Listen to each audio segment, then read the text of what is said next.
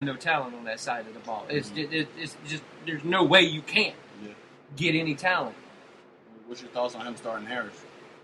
It is what it is. You got to start one of them. Yeah. Go with the guy that's played a little bit. Let's see what he can do. But I want to see what Will Greer can do as well. Yeah. I want to see what Will Greer can do. Big kid, can throw the ball country mile. I want to see what he can do. He looks like a quarterback. Harris at times last year looked like he was scared and looked like he was confused, but everybody under Will Muschamp's offense looked scared and confused at times. So it wasn't to be surprised to me. I just want something that looks like an inept offense and give the kid a chance to do it. If we have to slide all these people in and everything like that, so be it. But I just want something that resembles an offense. All right, your breakdown of the Gators there, Steve? I think what I want to see from them is what he said. You want to see an offense. You don't want to be bored to death from a 50 times. You want to run the ball 50 times. And, if you can run that much and you're having success, then why the hell do you need to throw the ball? But from watching the games that I did see, it just was bad.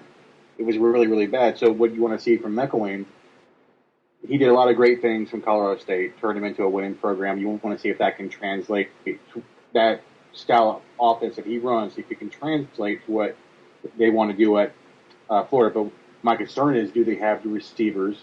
Because I have not been impressed by the receivers at all. You want to see if somebody can separate themselves. I think the running backs will be good. I want to see Greer. That's the guy I want to see. I don't want to see the other guy. I want to see Greer. Mm-hmm. I think that's your future. I think that's a guy who will lead you more than the other guy. And that's just me. I think McElwain, you'll be fine. I think if the defense holds up and it's as good as, from what I know, 8 to 9 wins. Yeah. And that's legit. I mean, a tough conference. You got the defense to hold these cats down. And if you can hold the other team with that defense, and you have a guy who can, again, you can game manage just a little bit. If you can get them just a little bit better, even if it's like a 0.5% better from what they were last year, that's by the end of the year, you're already a couple games, you're 3 or 4 games better than what you were last year. So that's what I want to see from Florida. That's my one thing. I want to see the improvement on offense more than we all know defense. I want to see the offense. And they got running backs. And they got they got the running backs to take the load off of them with Kelvin Taylor and now Jordan Scarlett. And it was a shame he didn't get to run as much as he did last year. He spent a lot of the time in the doghouse with Muschamp. Yep. But now you got Kelvin who's going to be able to run the ball, and don't even discredit Jordan Scarlett, who's going to be. They already said this kid looks like a dang beast. He's already came in. They stole him from Miami, thanks to Randy Shannon. Randy Shannon went down there and was like, "Hey, come on up here." They were like, "Why? You can play, okay?" And we've got a 3-headed running back right now. People were like, "Well, Powell left." Okay, Powell is going to be most known for pooping himself in a bowl game. That's what he's going to be most known for. Not that he ran for 100 yards in said bowl game, that he pooped himself in the bowl game. But now we've got another 3-headed running attack, and the running backs are going to be fine. I just want to see the ball go downfield a little bit, and I want to see him throw it. And I really do want to see Will Greer come out there. I want to see what I want to see what he's got, because I know he's got a cannon of an arm, and I know he's a big kid, and he looks like your prototypical quarterback. Wasn't the issue is he's a little skinny? No, he's gained, but he's gained. I think they said he gained 25 pounds in the off season now. In the off season, I thought the knock on him, he was pretty. That's what I thought the knock was. Yeah, they said he was a little slender, and now they said he went from 201. He's like 215 now. But you got to say you're starting a kid that's 5'11", 195. Yeah, so you're like, yeah. So either way, you're putting a little guy in there. But like, unless he's Russell Wilson, then your chances are you'll probably see Will Greer a lot sooner. Exactly. Unless you can run away from everybody and not get yourself killed, then we'll see. I think we'll see Will Greer sooner than later. Oh, and also another thing that really key out on again is the offensive line, because I know the depth is super bad over there, and I can tell you it's going to get worse before it will ever get better. Go back and look at the last 2 years of Michigan. There was no depth. Yeah. And we probably once, I think, who left us? We really have not had a great depth on that team ever since Dave Molk, the center we had, who won the Remington Award for the best center, and that was 2012. We never really had any depth. So now we have depth, which is great, and they're filled with all this talent. You know what I mean? So now you got quality depth. Now it's time to coach them up. And the problem that Florida has again is they have no depth. Yeah, no depth on the offensive line. We're horribly young. Yeah, it's bad because the only depth we got are all the people that we recruited this year that came from the offensive line. Mind you, we had a big class of offensive linemen, where I think we had 6 or 7 offensive linemen that committed. But the bad part is they're all young. Believe it or not, even if you get 6 or 7 guys, that's still not a lot of. Not a lot of depth, anyways. You know, you're talking depth wise. You're talking another year, maybe even 2 before you get that quality depth in place. Oh yeah, and Ivy's having surgery on his knee, so he's not going to be playing in the opener, which is fine because you want him ready for when you need him ready for the bigger games, to when you get away from all these cupcakes and everything like that. So if we got to hold him out for 2 games after he just got to clean up scope on his knee. So if we got to hold him out for a couple of games, so be it. I'm fine with it. But I can't wait to see this kid come out on the field, too. And I can't wait to see C.C. Jefferson. I want to see how he does coming off the edge. He's the one guy I'm really looking forward to seeing on Saturday when we go to the game. He's a guy I'm going to keep my eye on. Because when I go to the cupcake games, I always keep my eyes on certain people. I always focus in on certain people, and I want to see how they progress, and I want to see how they do. And he's going to be one of those young guys that I really keep my eye on. Yeah, for me, I'm the year one. With Kevin and Steve, I agree with y'all. Just the offense was just atrocious to watch at times. See, it wasn't hard to get that one, was it? No, so it was there. So I mean, I know reading up on this coach that we got in, he definitely liked to get up and down the field as far as passing the ball. Colorado State was very good at passing the ball, and it would translate there as well too. So I'm kind of hoping that a faster pacing offense and try to get some of the run to set up the pass. The QB got drafted. Yeah. Out of around the state. And the wide receiver. Yeah. So I think the wide receiver's still there. Right. I think he's still at school, and this is his last year. But I know the quarterback got drafted. But I just got sick and tired of seeing the offense get out, one and done, and the defense get back on the field after. And it drains your defense. It really does. There were at times you just wanted them to punt on first down. Yeah. It was because your defense is trying to do what they can, and you're not doing much when you're only just scoring 3 points, and then you go on to get a couple. It was just a possession game with Muschamp, and as far as that, it's not getting much results on the offense side of the ball. So that's all I'm looking for. Just improvement, as long as we make these steps and get progression and everything like that.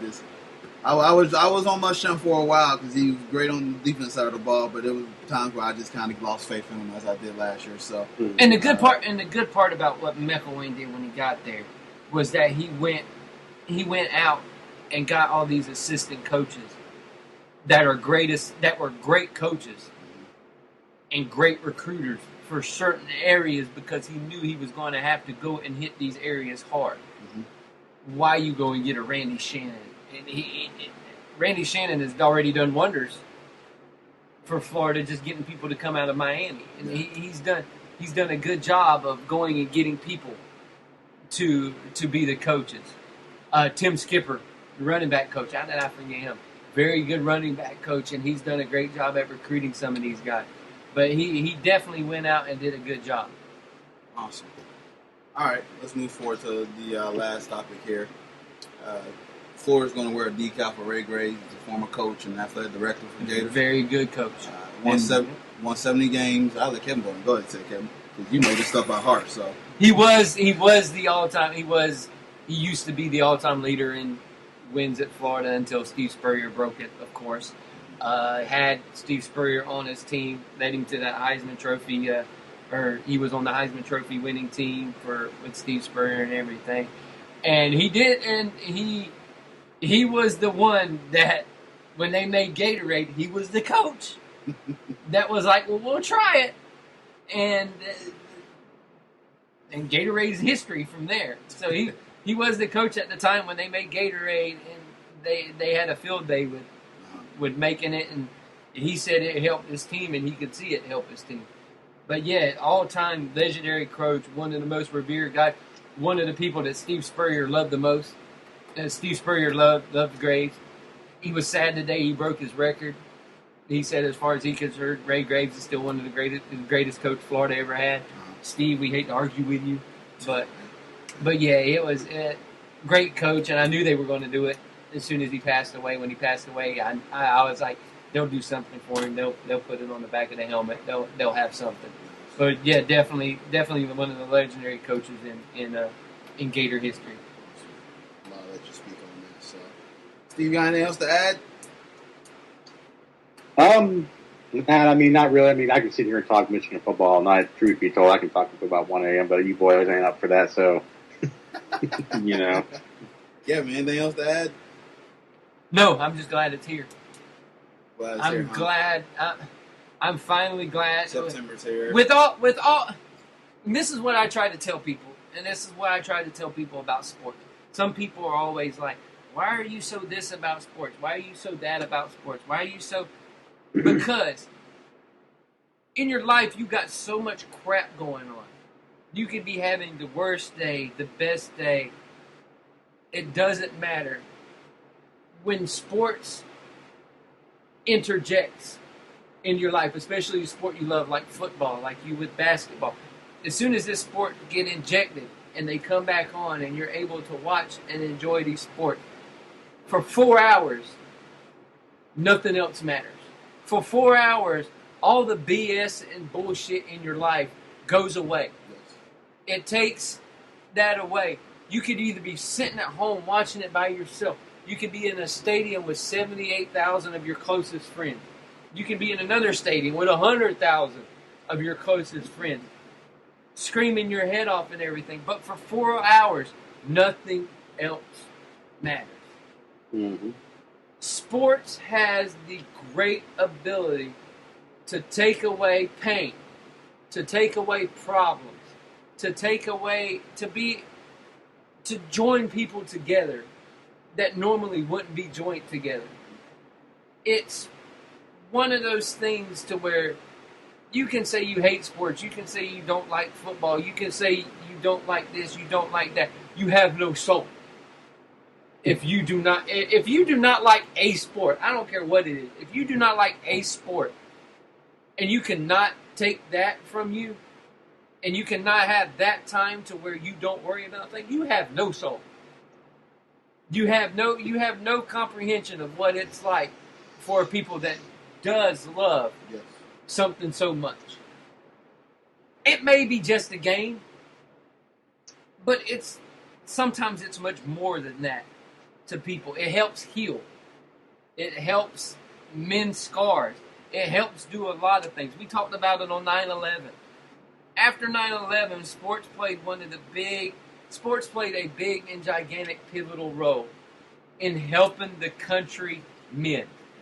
That's how big of a role sports plays.